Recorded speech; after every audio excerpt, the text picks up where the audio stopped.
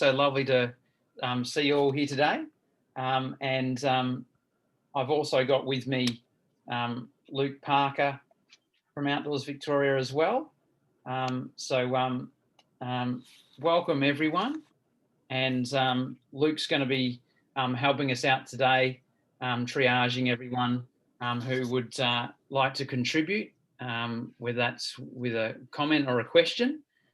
So please, if you can, continue to have yourselves muted and pop anything you'd like, whether you need to have a chat to us with a question or a comment into chat, and then I'll continue to come back to Luke continuously throughout our catch-up to make sure that we're addressing any of your comments and questions. Today, we're also really blessed to have Emma Watts, who's Director of Partnerships at Parks Victoria. So thanks very much, Emma, for being there. My pleasure. Morning, Andrew. Good morning. Good morning. It is a good morning. We're slowly opening up. Yes, it's a good week. And I see Dalesford poster on your wall, and that's one of the places that my family will be heading to pretty quickly, I think. Yeah, it's a beautiful part of the world, and I think regional Victoria is going to see a lot of love in the coming weeks and months, which is great. Yeah, most certainly. Totally agree with that. Thanks, Emma. So we'll come back to you, Emma, probably in about another 10 or 15, if that's okay. Beaut. Welcome, everyone. As said, my name's Andrew Knight, for those who just joined us. We've also got Luke Parker from Outdoors Victoria, who's going to be triaging the chat function. So please jump into chat with any questions, queries, comments from now on. And I'll continue to come back regularly to Luke as we go through to make sure we're addressing those. So I'd like to acknowledge the traditional custodians of the land on which we all work and live, as well as the outdoor natural spaces that we enjoy. For my family, we live in Eltham. The custodians are the Wurundjeri people of the Kulin Nations. I recognise their continuing connection to land, water and community, and I offer my humble respect and thanks to elders past, present and emerging. Today, we might start with a couple of items that just come through to us to make sure that everyone's up to speed. Last night, Department of Education put out another circular to all schools with an update on a number of different items.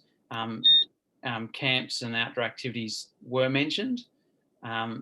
There's still no news yet, but they at least now have let us all know that they are going to be working with the Chief Health Officer's staff and everything else, and that there'll be more direction around the time of November the 8th, when the restrictions are timetabled to further relax, and the ring of steel, for want of another word, around Greater Melbourne is taken away.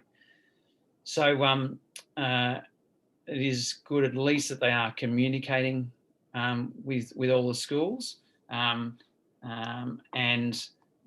we're working very closely with the Australian Camps Association and a whole lot of different government departments and agencies, and primarily, of course, the DET around this particular piece, to see if we can get that announcement of what's next for schools out as soon as humanly possible. There's a number of other government agencies and departments supporting that, because there is a whole lot of urgency now to make sure we can get our kids into the outdoors as soon as possible. Now that we're getting very close to being at parity with the regional kids in regional schools who have been able to go on camp and outdoor activities and excursions for a number of weeks now.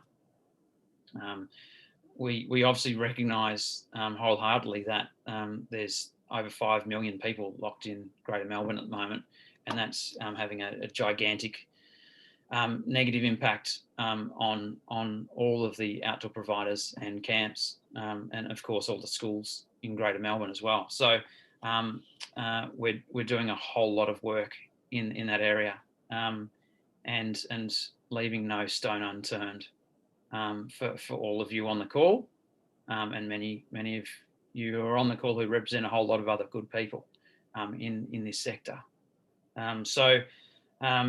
We'll continue to keep you updated. Make sure that you're all subscribers. I'm sure you all now, but please pass that as far and wide as you can to make sure that you do have your colleagues and friends in this sector connected with us, to make sure that we can give you the most timely information as soon as it comes out. We're also doing as much as we can, as are thousands of other industries that are suffering, but we're obviously one of the industries that's right up there with the airlines and a couple of other industries that have been so negatively affected for so long.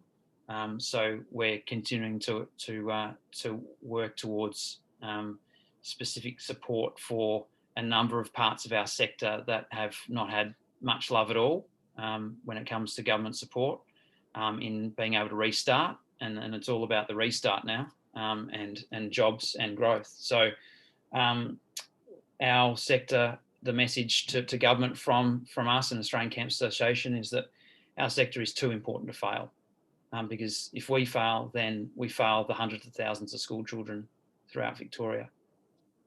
So we'll continue to keep you updated on that, and just wanting to let you know that there's a whole lot of teamwork with the collective boards of both organisations, and a whole lot of great people in government.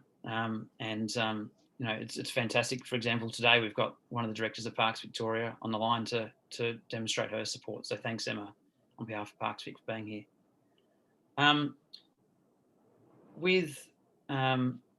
With that, Luke, I might just check in with you to see if there's any particular questions or queries that we need to address now. Not much at this stage, just some good news from David Chitty, just saying that most camps in northeast Victoria have already had school groups from regional Victoria, and they've had their first school at Buffalo, which is really good to start getting those students through. And then just a note from Mel saying that she'd love to hear about out-of-school programs as well when more information comes out regarding that. But yeah, that's it at this stage. Great, Luke. I might just get you to clarify, because you're even more in the know than me, when it comes to out-of-school programs, what Mel might mean, because I know that there's some pretty big requirements around accommodation if you're not with a school group. Yeah, so there's a few little bits and pieces. I'll go back and read through the update that was sent to schools yesterday, just to see if there was anything in particular to that. From memory, there wasn't anything that stood out for me, but it's sort of, yeah, more in terms of, as Mel just said, the homeschool programs and how that all works. But there's not too much information there, but we can definitely follow that up, Mel, and see if we can find out anything more for you. Yeah, most certainly. So thanks, Mel, for that. So what we might do is connect in with Emma Watts, who's Director of Parks Victoria and Partnerships. Emma, welcome, and thanks very much for being there. Thanks so much, Andrew. I might just give an update. I'm all thinking about Cup Day next week. An update on just a couple of things from our end. If anybody has any specific questions, I've got Lisa McKenzie from my team on the call as well. So maybe just pop those questions in the chat, and Lisa and I can work through them. If we can't answer them now, then we'll take them offline and respond to you directly. So any questions in the chat would be great. So I think it's just worth letting everybody know that we have our next quarterly tourism update on the 6th of November. So you will all be sent an invite, but just flagging that now. So that'll be held between 11 a.m. and 12:30 p.m. We'll talk about a whole lot of things. So I think that's a really good sort of follow-up to today. We've only got a couple of minutes to then have a more extensive discussion around the things that are happening on the Parks Victoria estate. We'll talk about bushfire recovery. There's also some community engagement sessions that are coming up in terms of bushfire recovery towards the end of November that you can attend. And again, you'll be sent invites for those. We'll also be talking about Grampians Peaks Trail. There's some community information sessions as well happening in November on that, specifically about that project. But also it's an opportunity, I think, for LTOs to get, some more information on the expression of interest that we sent out about being associated with Grampians Peaks Trail. So you'll get an invitation to that as well. At that session, we'll also talk about accessibility tourism. So accessibility for Parks Victoria is, it's a massive focus for us. We're really trying to improve accessibility across all of our estate, which is no mean feat in nature, and also, the size of the estate, but certainly trying at the most sort of prominent sites to introduce more, more accessible options in terms of, toilets and trail riders and different kind of things that make our parks more accessible. We know that it's worth about $8 billion annually in Australia, accessibility tourism. So I think it's something that not only does Parks Victoria want to increase its presence in, but we also want to help support operators to become more accessible. So we'll be having more in-depth 1 to 2 hour workshops specifically for tourism operators on how they can become more accessible. So I think it's a great option, and I know it's at the forefront of a lot of people's minds. So keep an eye out for that one as well. I think Andrew's touched on most of the restriction updates, particularly around education. So it is a really good move in Melbourne that we can now move to groups of 10 people. I think it's worth just making sure that you keep an eye on the Parks Victoria website as to updated messaging. Just flagging with this group that we haven't yet got our messaging approved by the government machine that needs to approve it at the moment. So we hope to have that up by the end of the week, but it's also worth checking the DHHS website. So, I know, for example, at the moment in Melbourne, they've moved to having 10 people in open air vehicles, and then potentially as of the 9th of November or 11:59 on the 8th, larger vehicles can have up to 10 people in them. So I think that's a really good, development in terms of, we know that, while you're out hiking, it's really easy to social distance, and having people in groups and in buses and cars has been a real challenge. So I think that's a really good step for Metro Melbourne in the coming weeks. It is really important, I think, that you all keep in mind that you must have a COVID-safe plan. I'm sure you're all sick to death of hearing about that, but it is really important. It's also important to be collecting details of tour participants so that we can fulfil any contract tracing requirements. So I know you'll all be doing that anyway, but if you need any more information on that, then touch base with us and we can help put you in the right direction for how to do that. Another thing that we will talk in more detail about next week is the Innovation Fund, so the Volunteering Innovation Fund. You should have all been sent some information on this, but it's a Victorian government initiative designed to inspire innovation in nature projects and in volunteering and improving the environment. It's a really exciting opportunity. It's funding that is very rarely available. So there's $2 million in funding over multiple rounds over the next couple of years. So there's smaller amounts at the moment of $20,000 and larger of up to $50,000 for volunteering and environmental ideas. So applications for that close at the end of November, but there will be more information on it at the session next week. But reach out to us and we can connect you with the right people at PV to touch base on that if you have more questions. But I think it's a really exciting opportunity. And then the last thing for me was that we had a couple of community engagement sessions which were really well attended this week around some changes to Mount Arapiles. So we've made some really valuable discoveries of national significance in that area. So we've had almost 200 people attend those this week. So I'm assuming that that people who've got interest in that would have attended one of those sessions. But if there is any questions that we can follow up with, then shoot them through, and Lisa and I can take them offline and follow up there. So that's it for me. I'll have a look through the questions after this, as will Lisa. But look, really just appreciate the time, Andrew, that you always give us, and we're really keen to connect with operators. So I think if people do have more in-depth questions, then contact us or attend our forum next week, which will be an hour and a half specifically about talking about different bits and pieces happening on the estate. Thanks very much, Emma, and thanks, Lisa, for being there too. That's great to cover a whole lot of topics pretty quickly. I might go to Luke because I think there's a number of particular nuts and bolts questions about dates and things like that. So Luke, if you want to take it away. Perfect. Thank you, Andrew. So I had Lisa actually put the dates up, which is perfect. So 6th of November, 11 a.m. to 12:30 p.m. and an invitation will be sent to all LTOs shortly. Other than that, specifically for Emma, there's not too many specific questions, just some more sort of general conversation, but not necessarily specific to Parks or Emma in this circumstance, but some questions we can follow up with shortly after. Yeah, perfect. Sounds good. And I think also it often takes people a little while to type the queries in, so we'll continue to come back to Luke. So thanks Emma and Lisa. We'll see what comes up, and give you another portal back into the conversation if there's anything that can be answered now over the next half an hour.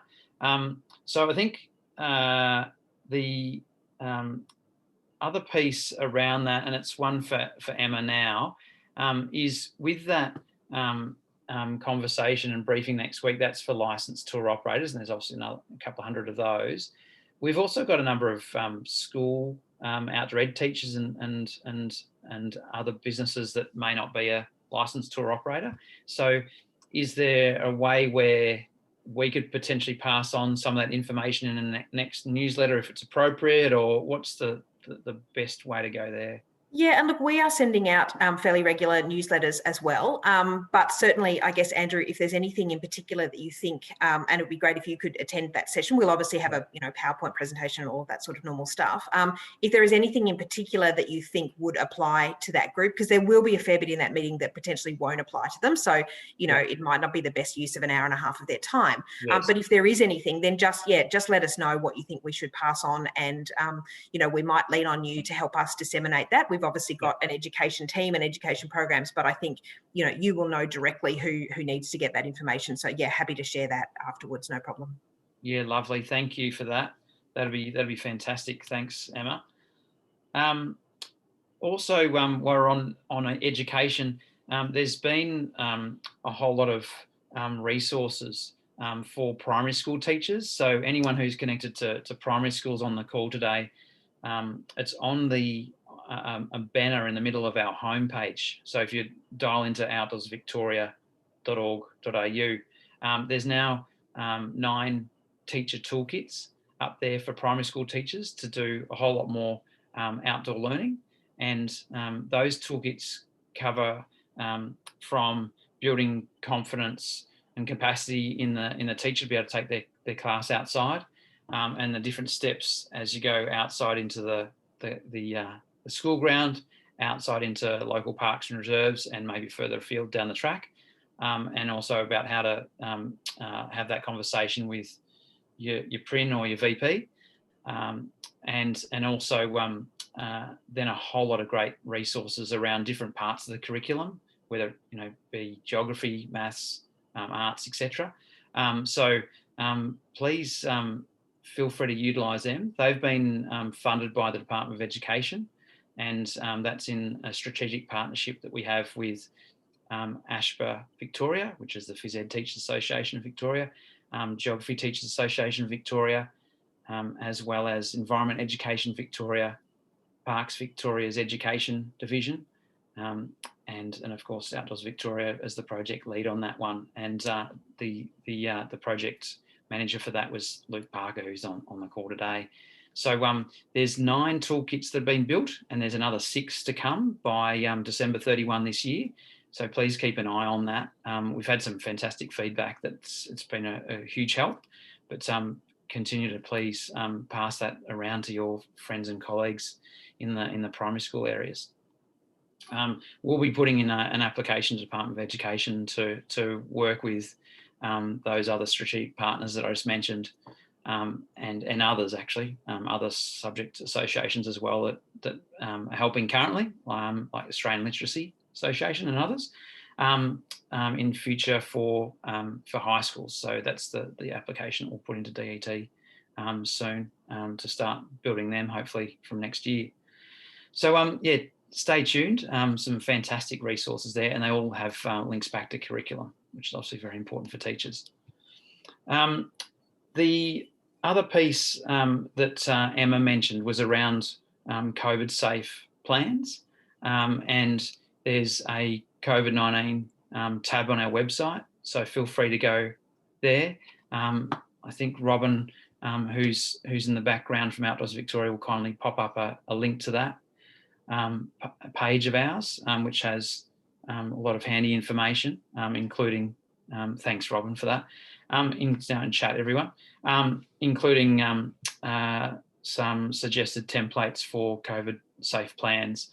So the most recent one, because we've obviously been having a very dynamic environment for months. The most recent one was done very recently by the Australian Camps Association, and takes in camps, retreats, and outdoor activities. So that should be one that will be quite helpful. There's of course Business Victoria that has a general COVID safe template as well, and then there is also some great work that's been done by a state that's a few months ahead of us, and that's our sister organisation up in Queensland.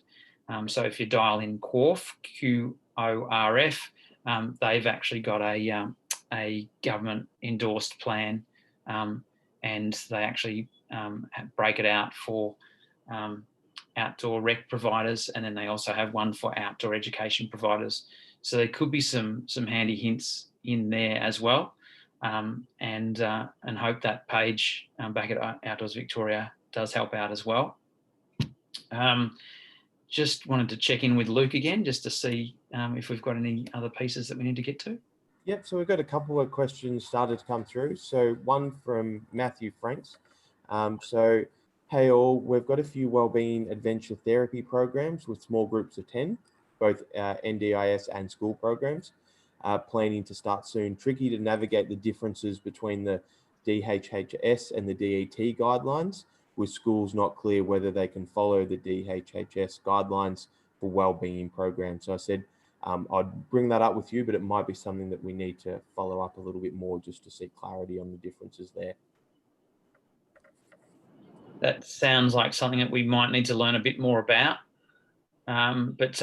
So it was Matthew, was it? Yes.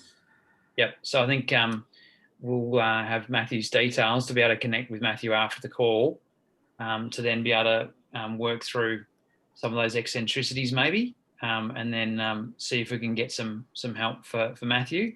And then what we'll do, if we discover any items that are going to be of interest to the Bush Adventure Therapy community, I'll pass it across to one of our board members, who is the former president of Australian Association for Bush Adventure Therapy. So thanks, Matthew, for bringing that up. And then also we'll pop something in our next bulletin, if that's the next to come up, or the next newsletter. The middle of every month is our newsletter, apart from we just 1 month a year we have off, which is January, but otherwise mid-month every month. So thanks for that, Matthew. Absolute pleasure to be able to help you out. Thank you. And then just a couple of questions from David Chitty. So just sort of observing there's currently a little bit of a lack of guidance on how to run certain activities in a COVID environment. So things such as whitewater rafting, where some stakeholders are simply just running as always. And then looking at how do you actually manage social distancing in a raft, different to schools, but then there's sort of issues with raft guides and adult guides and all those things. And then another question from David, which thanks, Emma. She's followed that up, but just looking around caves and how do you socially distance in caves. And then followed up that most caves are currently closed, and they're just working through the particular closures of certain types of caves as well. Yeah, thanks, Luke, and thanks, David, for your query and also information, I think, around how important it is around adults when it comes to outdoor activities and the social distancing and other challenges that operators need to be mindful of, because that's one thing that we're very proud of in Victoria. We've got a very good safety record, but we would definitely want to encourage everyone on the call that when it comes to the procedures are in place are there to make sure that we actually have a sustainable industry for years to come. So yeah, definitely encourage everyone to be very vigilant when it comes to what we need to do. I know it's very challenging with what we have to do in some areas, but it's really the only way forward to make sure that our industry is protected. Luke, anything else at this stage? That's it for now. Okay, thank you. Emma, are you okay? Do you need to respond verbally to any of that, or you're... No, I guess I've just responded to David on the caving thing. Yeah, we've obviously closed ones that I guess are ticketed and that sort of thing that we can easily manage. But part of the COVID safe plan really is about ensuring that when you're taking people out into parks that they can socially distance and wear masks and all that sort of stuff. So if there is some sort of environment where that can't happen, then the onus is on operators to make sure that they're complying with that plan and not going into spaces where that can't happen. So we certainly are managing, and if you look on our website, you'll see particular parks that are closed, and we've changed that over time where we knew that we couldn't socially distance people or we couldn't manage it. But if there are some areas that you are going to that you think I can't do that safely, then it's best to avoid it. Yeah, thanks, Emma, very much for that.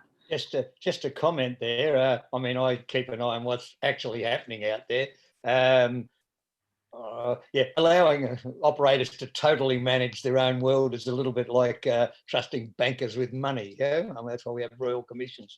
I think there does need to be more guidance from Parks Victoria around how some activity, or working with Outdoors Victoria, on how some activities should be run. A lot of operators are under a lot of financial pressure at the moment.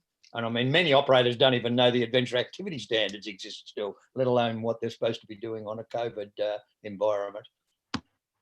Yeah, and look, we have been sending out some information on that. I mean, Andrew's just talked today around a raft of information that is available. So people really do need to avail themselves of what's there. And then I guess if they have specific questions in terms of where the gaps are, then yes, we're more than happy to address those. So yeah, certainly we have done some things to, I guess, regulate. But, at the end of the day, there is an element of people. You have responsibility for the people that you take out into parks. You have responsibility for their safety and their well-being on a whole range of levels. So, I think this is an extension of that. People need to seek out the information that they need to find, because, there is so much information out there at the moment. But yeah, we're happy to take particular questions and respond to those. And I will definitely look into, I guess the caves that are, that are sort of beyond the ones that we, like Buchan, where we do ticketing and that sort of stuff, and Princess Margaret Rose, where we have, have tickets and that sort of thing, which is easy for us to manage because we obviously just don't sell tickets to those. So, but I'll have a look into the wild caving stuff with our incident management team. The other thing too, Emma, is I'm very happy to have a chat about it, or one of your staff could talk about it in the catch up with the licensed tour operators next week, just to remind everyone.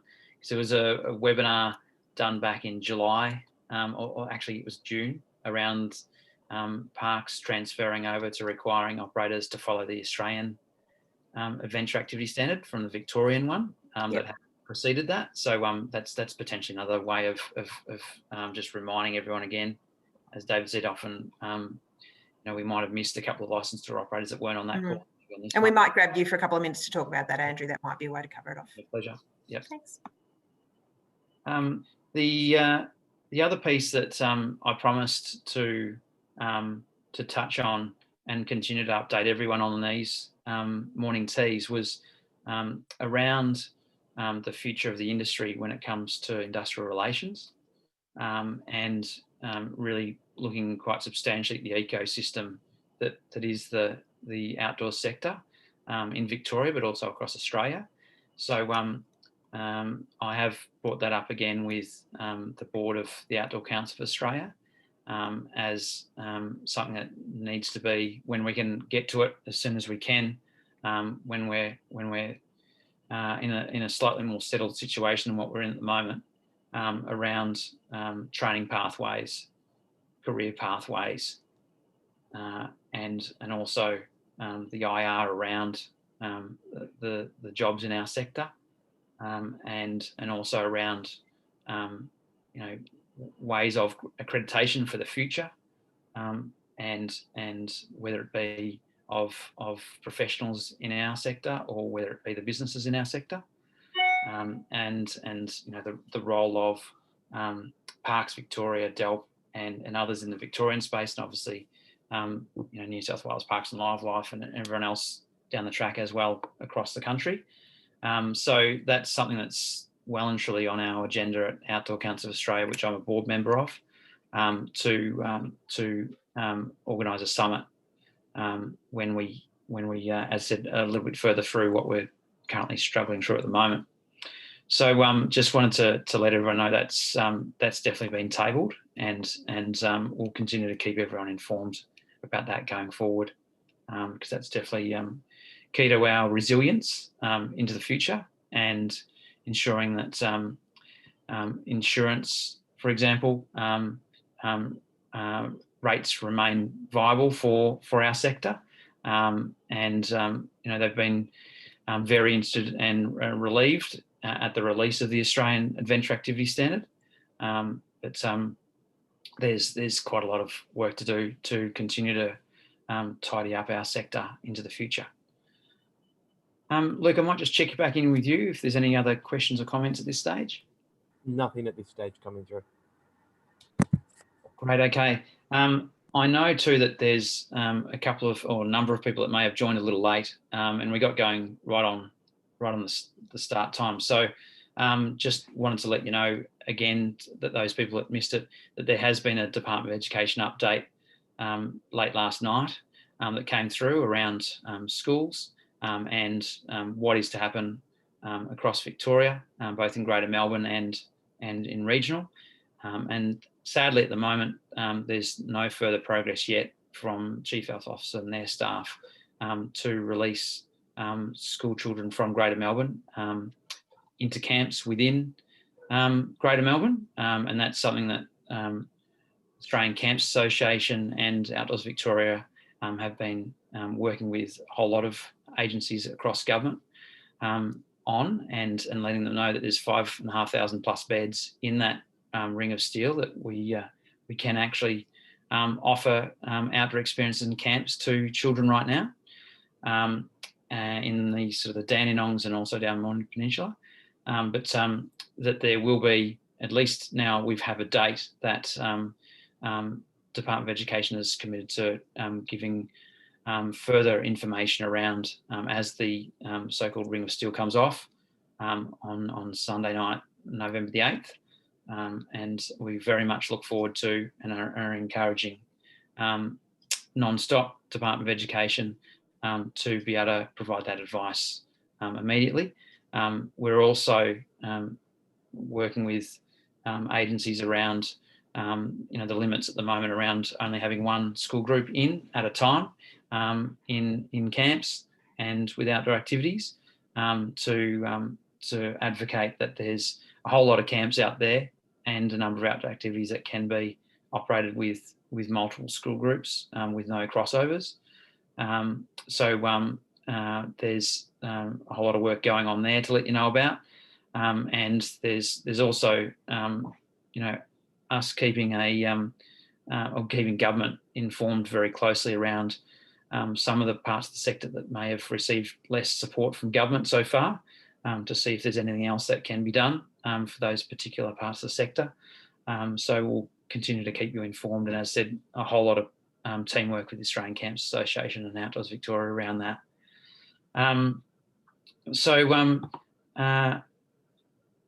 Luke, have we got anything else at this stage? Yeah, so just a couple of things coming through. So just asking, is there direction about metro excursions as opposed to camps?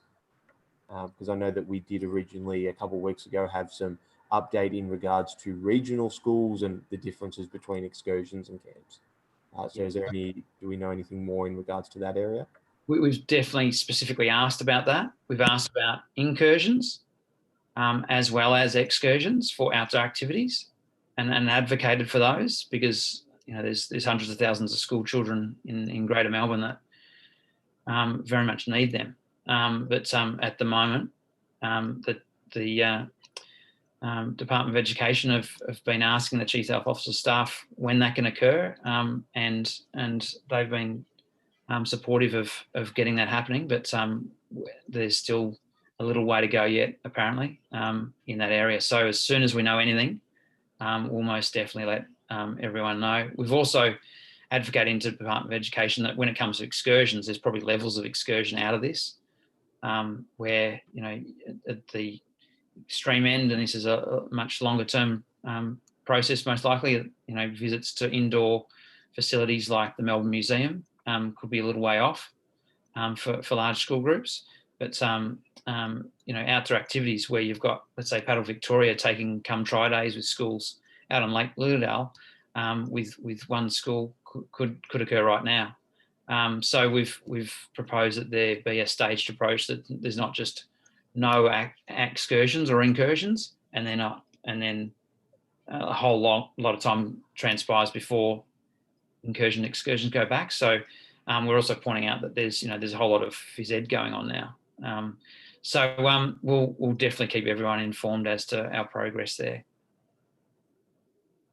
Perfect, thank you. And then just a couple of other, I suppose, comments and statements. So looking at, say, the practical side of rafting and caving, that in a school in general, students are in a classroom together, they're transported on a bus together. Good morning, how are you doing? Good afternoon, yeah. Just ID and work for me. I'm going down. So there's sort of that issue that with caving and rafting, it's trying to socially distance, but a lot of school groups don't really socially distance because it's extremely difficult to socially distance on a bus and in the environment that it is. So finding that balance is always difficult.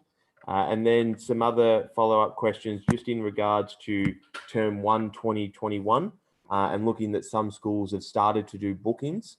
And is that okay that these schools are doing bookings, and what are these camps saying to these schools in regards to those bookings? So if you could follow that one up, and then there's just another question after that as well. Okay, yeah, so around camps, the people that I'm chatting to in government are rather confident about term 1 at the moment. Of course, it's a very dynamic space that we're in. But there's a whole lot of Greater Melbourne schools that are very much looking forward to doing something in the next couple of weeks. So to me, term 1, if we continue on the trajectory we're on, there should be no issue, and it really is going to come down to each one of the camps as to how they work with the particular schools around contractual arrangements. Every camp is a separate business, unless you're dealing maybe with the YMCA camps or the Rosa School camps or whatever else. And so they're going to have slightly different policies around deposits and everything else. If there was a restriction change from what we can and can't do in term 1. So it's something that is not 100% clear cut, but there's a whole lot of schools and a whole lot of camps that have obviously come to some pretty decent agreements.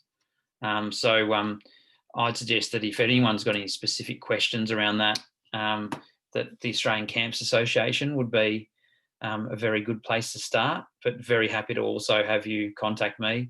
And my email's ceo@outdoorsvictoria.org.au to book in a quick chat. I've had a number of those this week, so feel free to connect with me or jump through to contacting the Australian Camps Association if you'd like a little bit more detail. But it is quite a dynamic space, so therefore there's quite separate arrangements depending on what type of camp that you bring that you're organising, and also is it a journey based operation. There's a lot of different types of cost structure out there, so therefore there can't be a uniform approach at this stage, I'm sorry to say. Luke, anything else there? Yeah, so just a question from David Chitty just regarding the fact that on social media there's lots of images that show non-compliance with AAAS and COVID regulations, so helmets and masks, and how sometimes these images are taken, put on social media, and then they appear on council marketing campaigns and the regional tourism boards and so on and so forth. So I might throw to Emma for that one. You might be able to give us a bit of an update about what Parks Vic are doing in this space. Yeah, look, and I guess, we've got a history of responding to this sort of stuff. So, not specifically around masks in the past, but, those photos of people standing on the edge of a cliff, going over the barriers, all of that sort of stuff. So we actually ran a campaign last year with the hashtag It's Bigger Than You, and we went through a whole lot of influencer posts, basically using that hashtag to say to them, hey, this type of activity, not only does it have a safety risk, but also, you could be treading on some sort of endangered species or, some sort of plant, or so, we've actually we've done a really significant job of responding to those sorts of social media issues. We also speak regularly to Visit Victoria and to the regional tourism boards to ensure that their images are compliant where we notice them. There's obviously going to be things that, where we don't necessarily notice them. And then there'll also be things that won't be on our estate that we can't really sort of comment on at all. In terms of our own marketing collateral, so we're doing a photo shoot. I think it's happening this week or next week, where we've actually got people in masks. We obviously know that that's not going to be, around forever, which is a good thing. But for the moment, we'll look to move to marketing material that, that has masks and that sort of stuff on it as well. So we're certainly doing a little bit in that space. But I would say, if there are specific organisations that aren't complying, if the images are on the Parks estate, we're happy for those to be flagged with us and we can have a conversation with them. But if it's not on our estate, or it's, something else that we sort of can't control, then we can't do that. But really happy to be notified if there's something that we can potentially influence. Perfect. Thanks, Emma. And that's it for, actually, there's a question just come through just now. So can we please have some clarification? Dave, are these operators within our circle? Okay, so that's just a follow-up question regarding the images and those aspects as well. So Dave might be able to follow up on chat in that area. Yeah. And just another question coming through. So regionally, camps are back, but can you please clarify if LTOs can take bookings from regional schools / closed groups with a COVID plan in place? Yeah, so sorry, Emma, you go for it. No, I'll jump to you. You probably got. Yeah. So in regional areas, Luke, can you just read the question again, because I want to make sure I get it right? Yeah, so regionally camps are back, but can you please clarify if LTOs can take bookings from regional schools / closed groups with a COVID plan in place? 100%. Yes, it's been approved by Department of Education, and Parks Victoria also had something come out a couple of weeks ago around this as well. So that's fine. Hopefully that's a little bit of good news. But it's obviously with school groups. There's the no number requirement with the members of the public, even if they are children, unless they're in a school group, then there are the usual limits, I'm afraid, that do apply to regional Victoria. So I hope that helps out. The other thing I was just going to ask Emma, with no notice, but I think you'll have an answer for us, is Jared Parsons, who's kindly joined us on a number of occasions from Parks Vic, let us know the really exciting news that there was a licensed tour operator, support your LTO campaign coming. Yep. I just wonder if you could maybe touch on that to see how that's progressing. Yeah, look, we're still working through that, and Lisa is across that too, so she might jump in if there's anything that I miss out on. We're still working through that. We've had a bit of a challenge in terms of we didn't get a lot of, footage and stuff supplied, which we would still like to put out a call to people if they have anything to please send it through to us that we could potentially use. And we also had some, restrictions ourselves with actually going into parks to film. So it obviously, it was not a permitted activity for us because it wasn't considered essential. So we had to put things on hold for a little while, but we will absolutely pick that up again, with a view to hopefully having some stuff happening by the end of the year. Sorry, I've got a very loud truck going past. Hopefully by the end of the year. And it's also, it's a message to go with an LTO, but it's also a message to maybe go, to places that you haven't been before, so that we're not getting crowds, at the 12 Apostles and Wilson's Prom and all of that sort of stuff. So, so there's, I guess some dispersal messaging, but also messaging to book with an LTO. So yes, it's on its way. It just got held up a little bit, as a lot of things did, by our ability to get into parks and do some filming. Yeah, cool, great. We'll just continue to keep us in the loop. Yeah, we're obviously very excited about that, and we'd like to help spread the word. Yeah, we'll do an update on that on the 6th as well. Oh, beaut. Okay, fantastic. Thank you for that.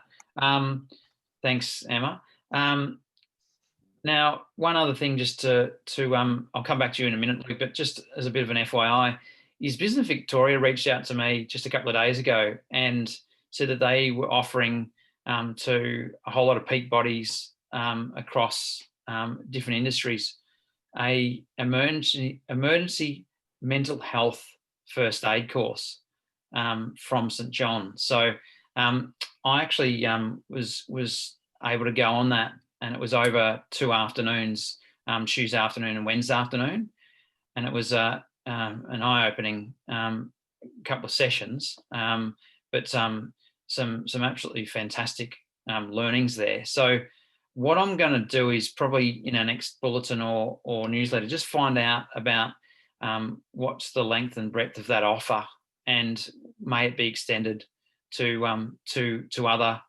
organisations, not just the peaks, and see if we can get a bit more information out to everyone, because it's an incredibly challenging time for a whole lot of people. The resounding piece that came out of it was, if you've got any friends or family, to continue to work hard on connecting with them as often as you can, around asking just the question, are you okay? And then listening. And if you feel at all uncomfortable, then definitely continue to ask some questions, and then there's a whole lot of support out there, it's whether it's a helpline that you can quickly look up with a person, whether it's as extreme as just calling 000, because people think that just because it's a mental health issue, you can't call 000, that's only for broken legs. Well, that's most definitely not the case, that I was well and truly made aware of during this course. And also that there's crisis assessment teams across regional Victoria and around the greater metro area that can also help. And so if you just look up crisis assessment teams, they'll actually have phone numbers that you can contact in particular parts of Melbourne and also parts of Victoria. And it's really just around having that conversation to potentially help the friend, the work colleague, or the relative out with some of that.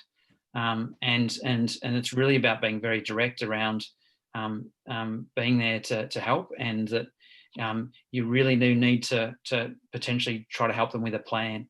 And if you don't think that you can help them in any way, please get advice from someone else very quickly and come back to that particular person.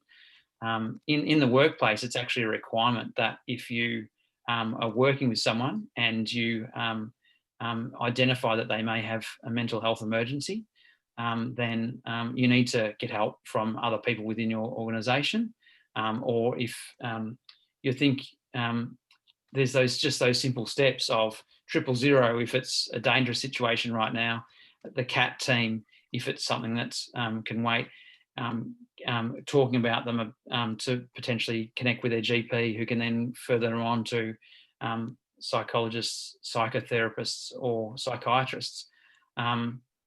or whether it's literally calling one of those helplines, which are going to go through the same thing that you would have anyway, to be quite honest. It's just around that whole, you need to get that person to have a plan. So I'm not going to go on any further, but I'll definitely come back to you about information about that course. And I'm sure there's probably courses that can be paid for as well. So it was something that was an absolute eye-opener, and something that's so important at the moment for us all to be talking about, and making sure that we're very mindful of looking after our friends, family, and as said, it is your duty as in the workplace to be assisting your workmates, and not doing anything is the very, very worst thing that you can do. You will not escalate a situation by listening and potentially suggesting that you get going on a plan. I might go back to Luke just to check in to see if there's anything else that's come up. Yeah, so just one question. We've spoken a little bit about camps, and we've also spoken about incursions and excursions in Metro. But is it possible to confirm if incursions and excursions are currently happening in regional Victoria? Most certainly they are permitted. That is correct. Perfect. And other than that, just some conversation going between different people, but nothing to directly raise. No worries. And then Robin's also popped into chat everyone just now about one of the links around what I was just talking about. I might just get Robin to totally clarify what that links through to. I don't know, Robin, if you can just let us know. I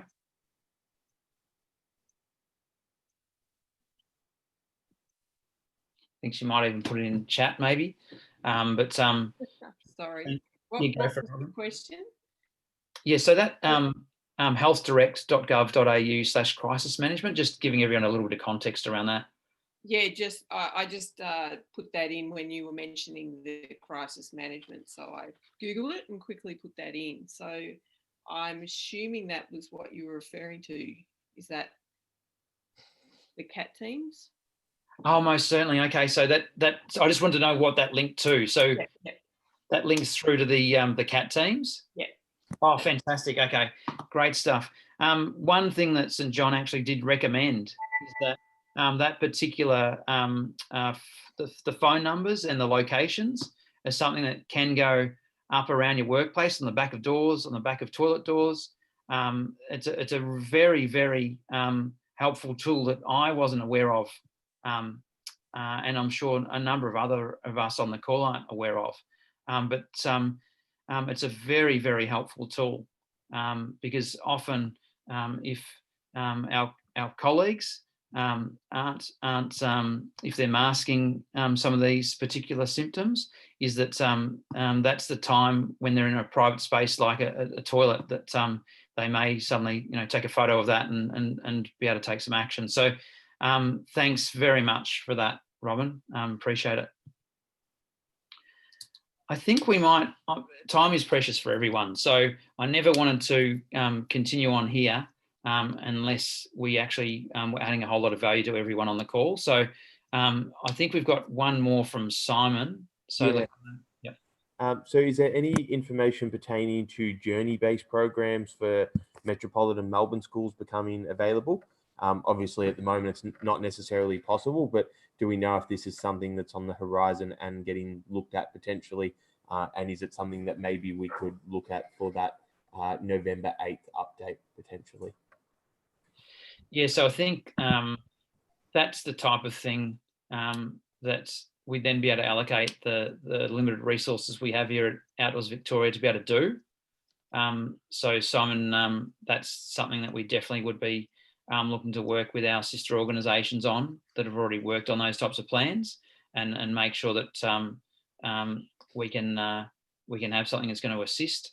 I hope that those other links that I provided to you last night, as well as what we've just mentioned today, help to a fair extent.